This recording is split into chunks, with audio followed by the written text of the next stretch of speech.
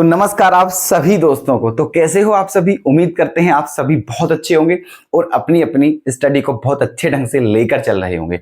तो दोस्तों आपकी सेवा में आज फिर से आए हैं एक बेहतरीन क्वेश्चन के साथ। ये क्वेश्चन प्रीवियस नहीं है, लेकिन इस क्वेश्चन के एग्जाम में आने की जो पॉसिबिलिटी है वो बहुत ज्यादा है। ठीक है, इसीलिए हम इस क्वेश्चन को आपके सामने लेकर के आए हैं। ठीक है, लॉन्ग क्वेश्चन है। ठीक है, चलिए तो देखते हैं क्वेश्चन क्या है। क्वेश्चन है आपका, m is said to be related to n if m and n are integers and m minus n is divisible by 13, तो does this define an equivalence relation?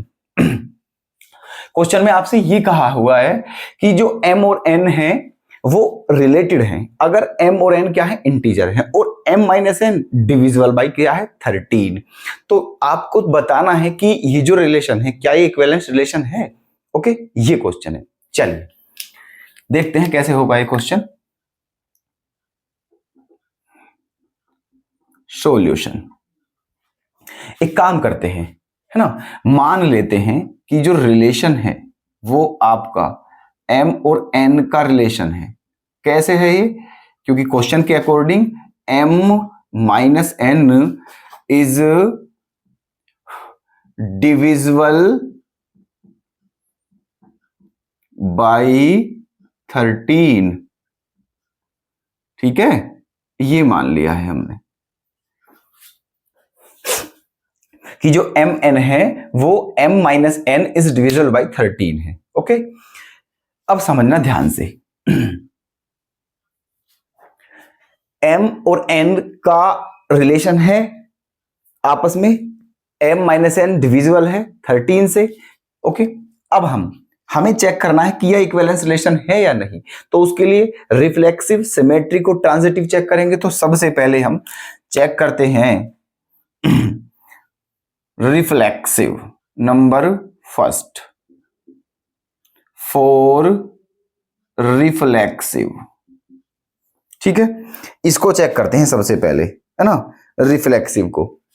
चलिए, तो रिफ्लेक्सिव में हम मान लेते हैं कि लेट, मान लिया हमने कि जो m है वो किसको बिलोंग करता है, z को बिलोंग करता है। ठीक है, मान लिया है कि जो m है वो z को बिलोंग करता है। z क्या है दोस्तों, इंटीजर्स, क्योंकि क्वेश्चन में कहा है कि m और n दोनों क्या है, इंटीजर्स हैं। ओके, चलिए, तो जब m z को बिलोंग करता है then m minus n equals to क्या आएगा, 0, और वो भी किसको बिलोंग करता है, z को। ठीक है, क्योंकि 0 क्या होता है, इंटीजर होता है। ठीक है, तो अब एक बात बताइए, m minus n is divisible by 13 था, तो m और n का आपस में रिलेशन था, तो m माइनस n क्या है, 0, मतलब z को बिलोंग करता है। तो हम कह सकते हैं, है ना, इसके अकॉर्डिंग हम कह सकते हैं यहां से कि mn, क्या कह सकते हैं, m कोमा m किसको बिलोंग करेगा, r को।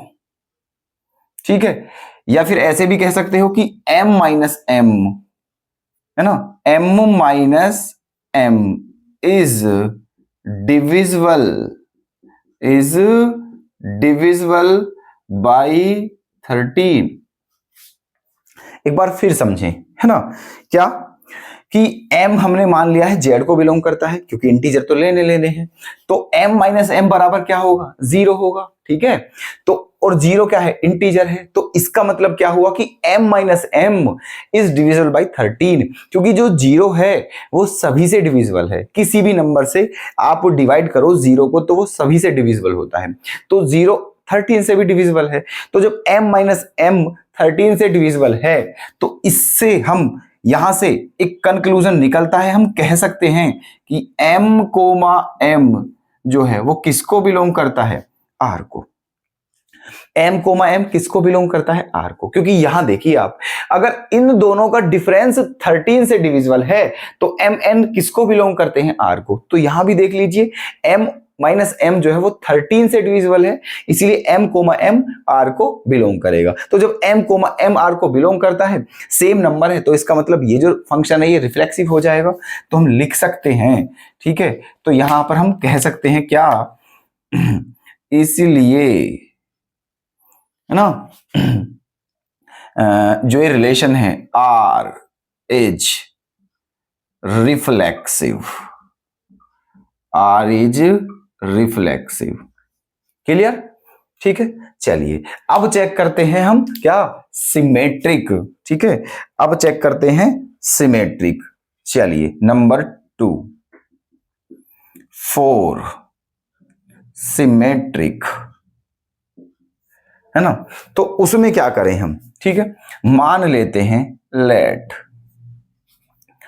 m and n belongs to z। ठीक है, मान लिया है m और n दोनों ही किसको बिलोंग करते हैं, z को, एंड ये भी मान लिया है कि जो m कोमा n है वो किसको बिलोंग करता है, r को। ठीक है, ये भी मान लिया है कि m कोमा n r को बिलोंग करता है। ठीक है, अब अगर यहां से n कोमा m भी r को बिलोंग कर जाए तो समझ जाए कि ये सिमेट्रिक रिलेशन हो सकता है, और अगर नहीं किया तो सिमेट्रिक रिलेशन नहीं होगा, क्योंकि सिमेट्रिक की आपको पता है पहचान क्या होती है। अगर ए बी आर को बिलोंग करते हो तो बी ए भी आर को बिलोंग करने चाहिए, तब जाके सिमेट्रिक रिलेशन होता है। ठीक है, तो एम एन को हमने ये माना है, ये लाइन हमने अपने पास से, ठीक है, सपोज किए, लेट किया इसको, ठीक है, कि एम एन जेड को बिलोंग करता है और एम एन आर को बिलोंग करता है, ये माना है। अब यहां से हमें ये दिखाना है कि एन एम भी जेड को बिलोंग करता है या नहीं। ठीक है, अब एक बात बताइए कि जब एम एन जेड को, जब एम एन आर को बिलोंग करता है, तो इसका मतलब तो ये हुआ ना, है ना, तो इसका मतलब तो ये भी हुआ कि m माइनस n जो है वो 13 से डिविजिबल भी है। ठीक है, इसका मतलब क्या हुआ कि m माइनस n जो है वो 13 से डिविजिबल भी है, क्योंकि m n r को बिलोंग करता है। ध्यान रखना ये वाली बात, जो भी, है ना, जो भी क्या रिलेशन r को बिलोंग करेगा, ठीक है, जो भी रिलेशन r को बिलोंग करेगा वो m, उन दोनों का जो डिफरेंस है वो ऑलवेज 13 से डिविजिबल भी होगा। तो हमने माना है कि m n r को बिलोंग करता है, तो इन दोनों का जो डिफरेंस है वो 13 से डिविजिबल होगा। ठीक है, चलिए अब एक बात बताइए, जब m माइनस n 13 से डिविजिबल है तो क्या n माइनस m 13 से डिविजिबल नहीं होगा? ठीक है, बिल्कुल होगा, बस फर्क इतना है, m माइनस n पॉजिटिव है अगर, तो n माइनस m नेगेटिव हो जाएगा बस, लेकिन 13 से डिविजिबल तो होगा। क्वेश्चन में ये थोड़ी ना बोला है कि वो नेगेटिव नहीं हो सकता है, बस ये बोला है कि 13 से डिविजिबल होना चाहिए। ठीक है, तो देखना यहां आप कह सकते हैं, है ना, कि n minus m is also divisible by 13। ठीक है, m minus n is divisible by 13, है ना, क्योंकि m minus n divisible by 13 है तो n माइनस m भी क्या होगा, है ना, इज ऑल्सो डिविजिबल बाई 13। तो अगर इन दोनों का डिफरेंस 13 से डिविजिबल है तो फिर हम कह सकते हैं, ठीक है, क्या, देन यही लिख देते हैं, then n comma m belongs to r।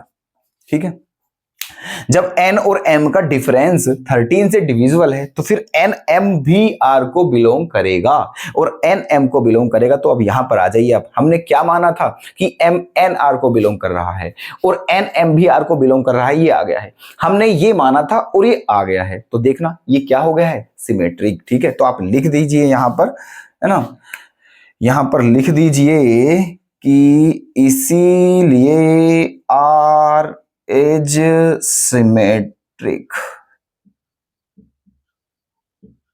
ठीक है,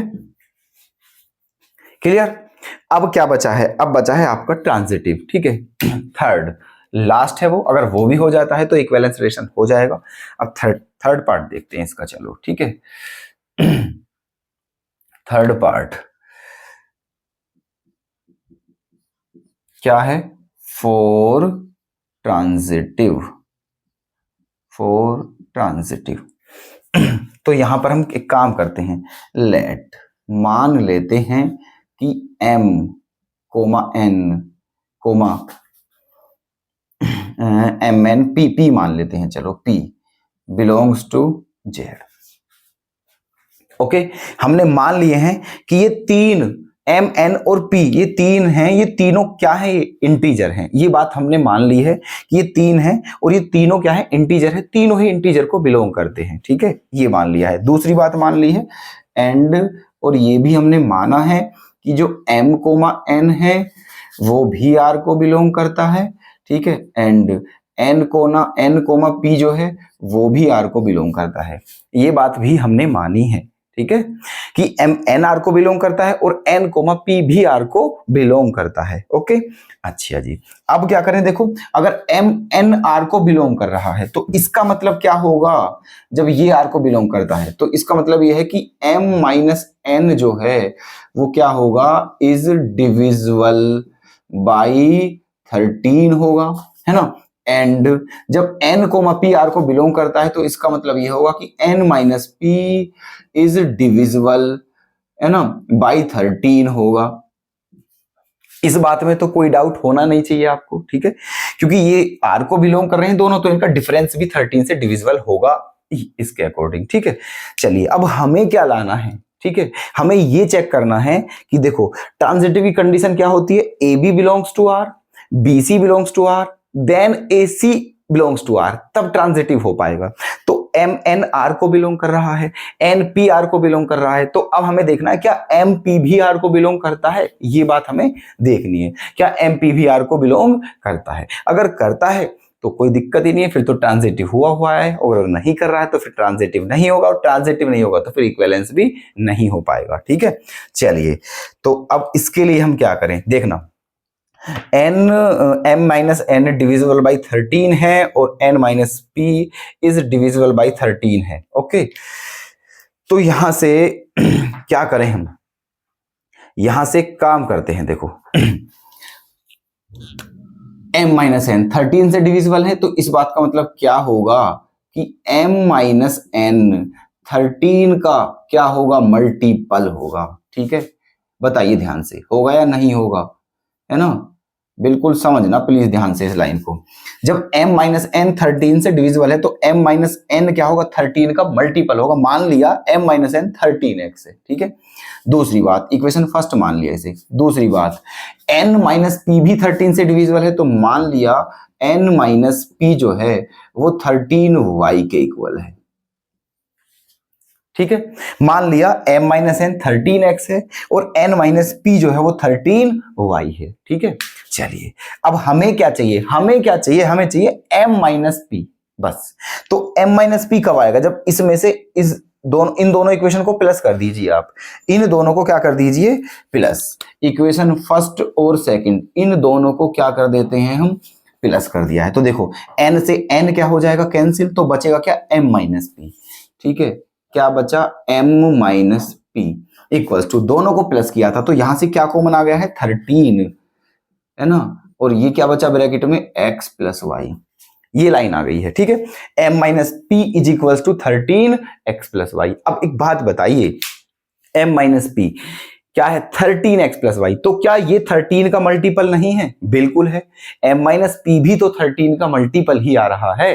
ठीक है, और m माइनस p अगर 13 का मल्टीपल है तो इसका मतलब सीधा सीधा है कि m माइनस p 13 से डिविजिबल है। ठीक है, तो आप लिख सकते हैं क्या, यहां लिख सकते हैं, इसीलिए m minus p is divisible by 13।